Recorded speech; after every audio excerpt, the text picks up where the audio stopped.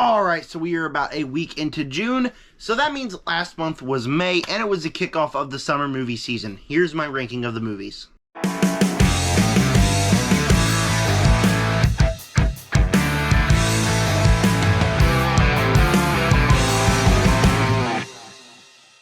That's right, like I've mentioned in the intro, we are a week into June, which means the month of May was last month. I was able to see 5 movies. There were a couple movies that came out in May that I was not quite able to see.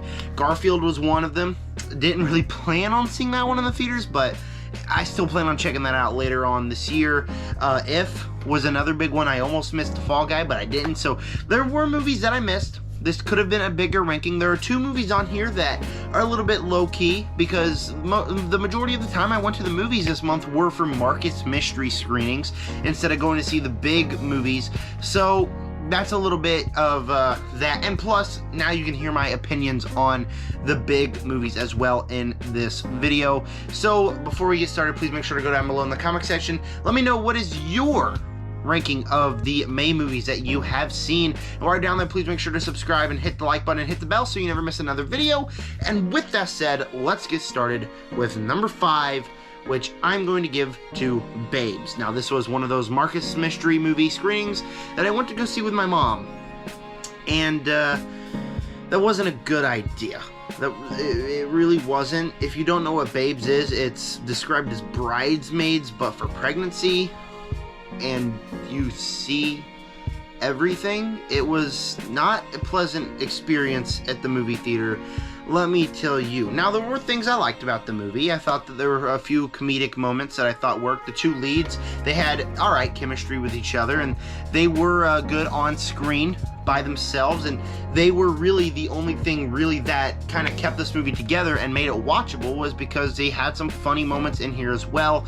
Near the end of the movie, there's a couple emotional things that happened that I think kind of worked. There's a heartfelt undertone to it. Kind of reminded me of the movie that released last year titled Joyride, which, if you remember, I was a pretty big fan of. I kind of liked that movie, but besides that, it's not for me. I get people liking this movie. My theater had a blast with it. Like, everybody was dying laughing at all the stupid jokes. It was a very responsive theater, so the general audiences are gonna love this movie. Most critics love this movie. Then there's me, because I'm an 18-year-old male who went to see this movie with his mother, and that's what it's hard to talk about the movie as a film critic, because I can't really give my honest opinions because I didn't want to see this movie in general or in a packed theater with my mother. So while my theater loved it, while there are things I liked about the movie, it's just a very awkward movie to watch because it's about pregnant women and having children. An experience that me, an 18-year-old male, will never have. And so it was it was a very awkward experience, and not one that I really enjoyed all that often. One thing I can say for like the film critic aspect of it is the movie was way too long. There was a spot in this movie where I was like, there's 20 minutes left, give or take. And I counted, the movie started exactly at 7 because there were no trailers. And I walked out to go to the restroom, and I looked at the thing. It said it was like an hour and 50 minutes. I looked at my phone. I'm like, yeah, we got 20 minutes left. The movie had an hour left. There was an hour left of the movie, and we like go on this little road trip to like the spa place, and of course it's a movie like this, so the 2 leads have to have a fight and break up and do all that, and so it was just very it was very long, and not just a pleasant theater experience. But you can't really take my recommendation on this because I'm an 18-year-old male who's not the general audience for this movie. Huge step up. And number 4 is going to be Ezra. Have you heard of this movie? I didn't think so, because I haven't heard of it either until I sat down in the theater for another Marcus Mystery movie, and I actually really liked this one. I thought this one was really good. It's my biggest surprise of the year so far. This movie is just really good. Like, it's a movie where the father has an autistic son, and events happen. The autistic son's got to go to a special school, and father doesn't agree with it, so he technically kidnaps the son because he had a restraining order. Events happen, and so they go on a massive road trip.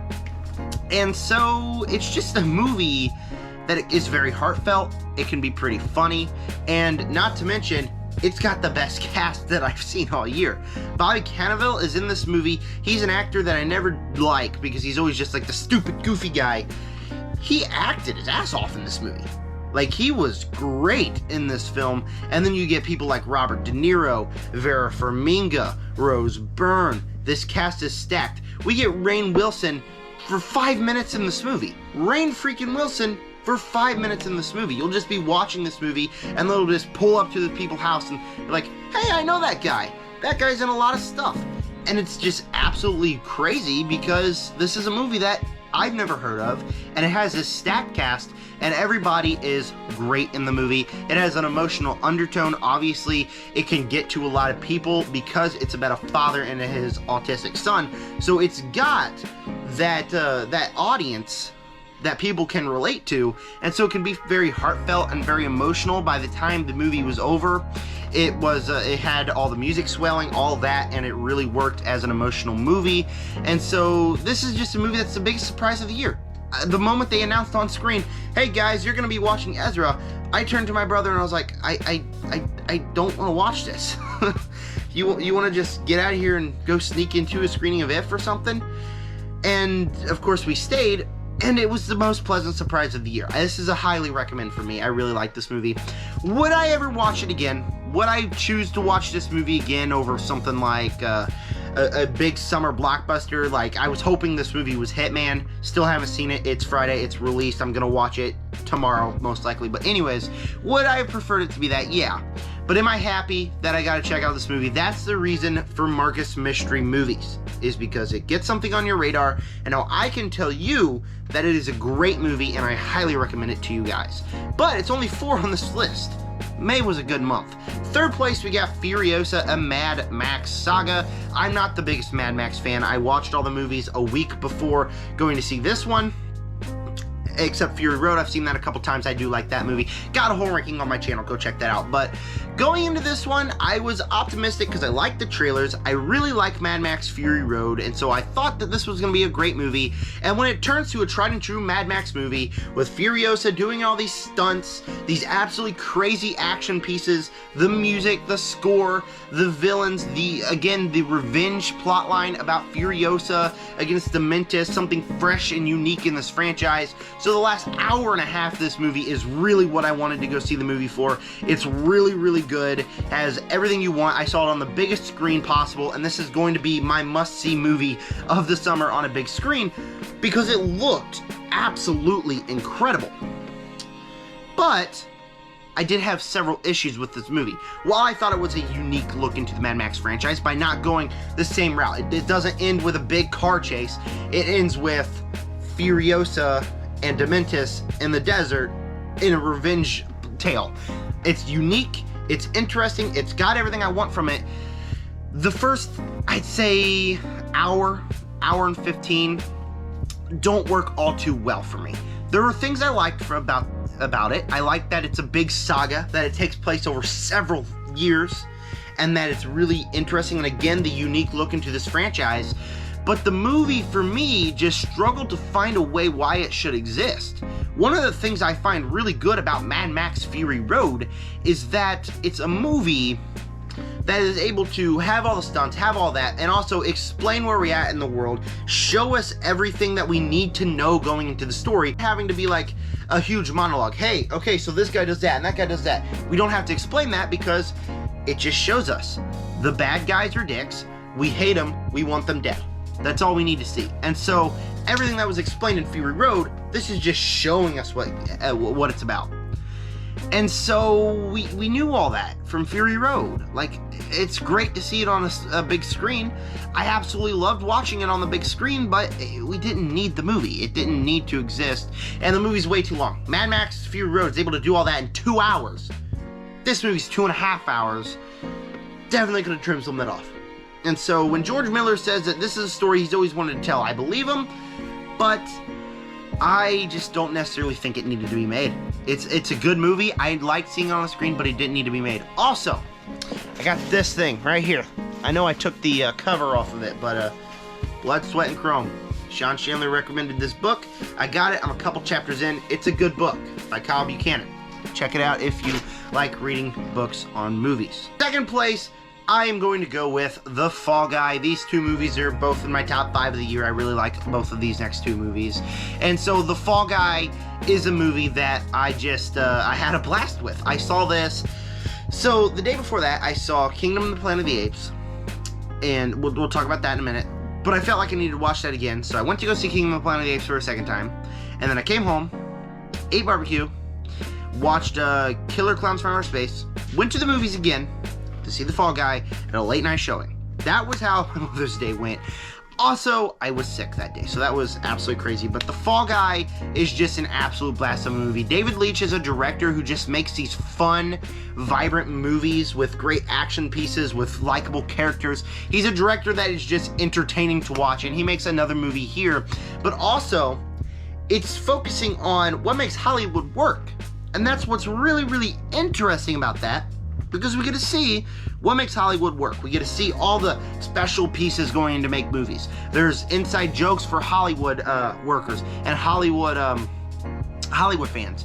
With, like, you get to see the stunt coordinators, the stuntmen, the props team, every other thing behind the scene gets something to shine in this movie. They have scenes where each of them get their own moment, and even though it's just like a quick conversation, it's just really cool that they make a fun action movie that is fresh while also being respectful to Hollywood. And so, like I mentioned, it's fresh. It's not your typical action movie, gun 'em up, kill 'em, shoot 'em up action movie. It is a movie about the stunt guy who's working on a movie, trying to get the love of his life, while also wrapped in this mystery with some crazy fight scenes. Every fight scene in this movie just felt like it was fun. Like, oh crap, we're getting shot at. It doesn't feel like, yeah, we need to get after these guys and that. It feels like number one priority is the movie, and the number two priority is, oh yeah, we got a plot about a missing guy. The main story is about Ryan Gosling and Emily Blunt, two of the most charismatic people on screen who had great chemistry, having a romance, and it is fun, it is fresh, and it is entertaining. Now when we get to the third act, I feel like the twist about like the main plot didn't fully work. It's a twist that on the surface it's like, oh yeah, that's a cool twist, but in the movie where it's all fresh and unique and original, it felt just kind of weird, like, oh, okay, we're going to a big twist now in this movie. It didn't quite work, but I had a blast with the movie. And then the final scene isn't just like, oh, we gotta catch the bad guys. It's like, yeah, we're gonna do one of the biggest stunts. It is wild. It is fun. This is a highly recommend to go see in the theater. I really did enjoy this movie. But number one, this is my number 2 favorite movie of the year. This and Dune Part 2 are neck and neck. You already know what it is. It's Kingdom of the Planet of the Apes. I need to shout out something real quick. My Planet of the Apes ranking from a couple weeks back is getting major hits. I gained 16 new subscribers off that video alone. So I love talking about these movies. The Caesar trilogy is my favorite trilogy of all time. And the fact that this channel was able to get 16 subscribers in the span of a week, which is the fastest that I've ever grown subscribers, and I got about 1,000 views on that video. That is my best video yet. Shout out to you guys for watching that. But anyways, Kingdom of the Planet of the Apes is great. I mean, this was my most anticipated movie of the year, and it lived up to the hype. I absolutely loved the movie, and I think it was one of the best of the year. The thing that this movie does well is giving us the new characters, which I mentioned when I was talking about The Fall Guy, that I did see this movie twice in the theater, and I felt as if the first time I was watching it, the characters took a while to get warmed up, but the second time you're watching it, it's just like we get to spend time with these characters that we enjoy. That's what this franchise is able to do, is give us characters that are compelling. These characters in and of themselves are like, they have good motives. They have the motives that make us want to root for them, but then again, they don't, because they have this ulterior motive. Noah wants to help the apes, and he wants to help May, but he's also on the ape side, and he doesn't know where he stands on that. May wants to help the apes, wants to get the weapons out of Caesar's hand, but then she's got her ulterior motive. She's not doing this for the apes, she's doing it for the humans. And it's really interesting because even Proximus Caesar wants to do this for the apes, but he's evil. He wants to extinct humanity.